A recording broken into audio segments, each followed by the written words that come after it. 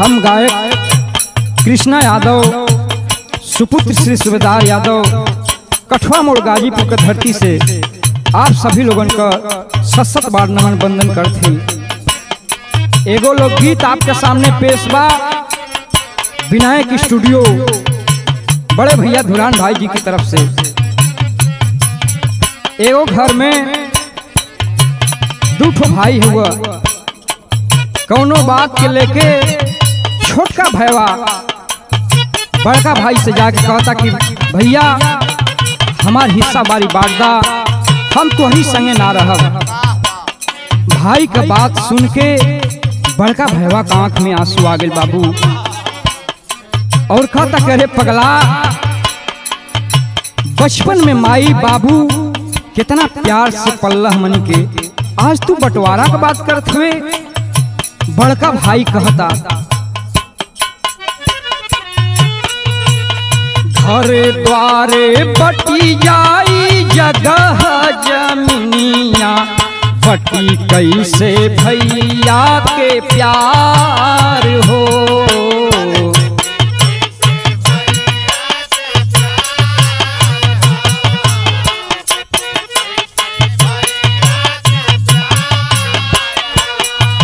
अरे छोटका बचपन में यही हाथे से तोके भोजन कराई रे, यही हाथ से तोके नहवाई धोवाई, वो दिन भुला गईले। कहता कैली गरीबिया में माई पलनवा,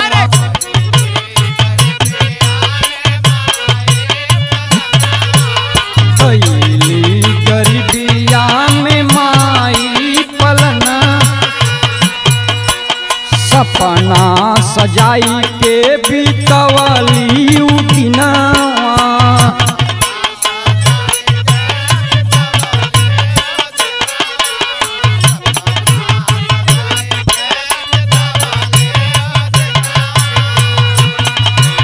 तोरा ना बीरनवा हो सजल सपनवा, तोरा जन बीरनवा हो सजल सपनवा, मिली नाही भाई के दुलार हो।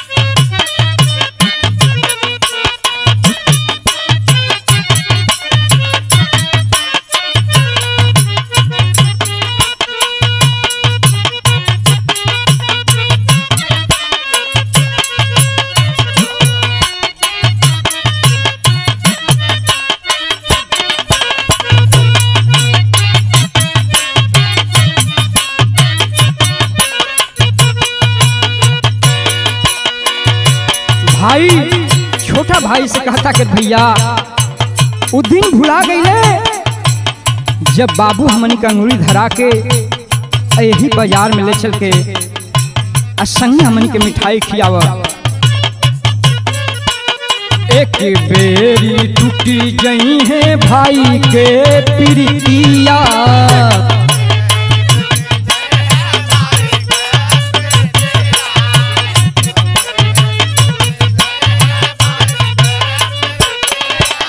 छुट्टी नाही फिरी कवनो फिरी से जुगतिया।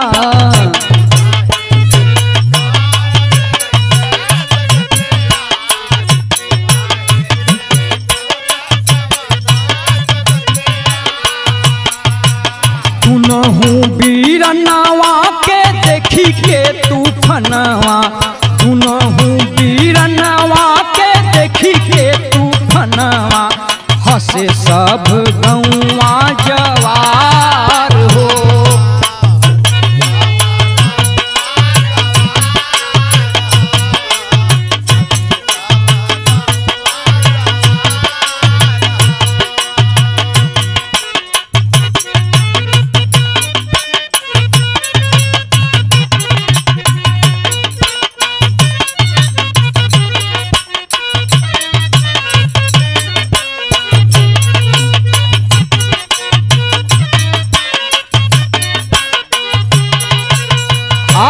का समाज में यही हालात बा।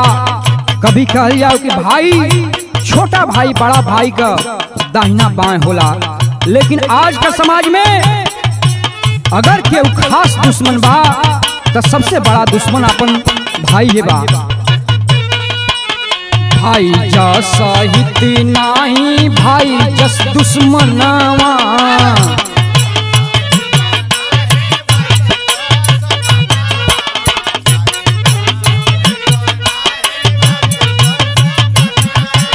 सूबेदार विजयी हो मन जा कहनावा।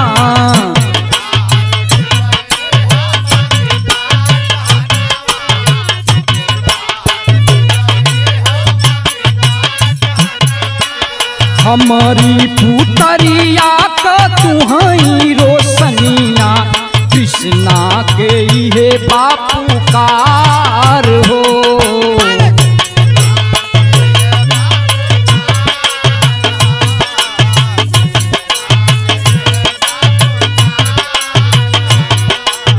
घर द्वार बटी जाई जगह जमीनिया, घर द्वार बटी जाई जगह जमीनिया, बटी कैसे भैया के प्यार हो।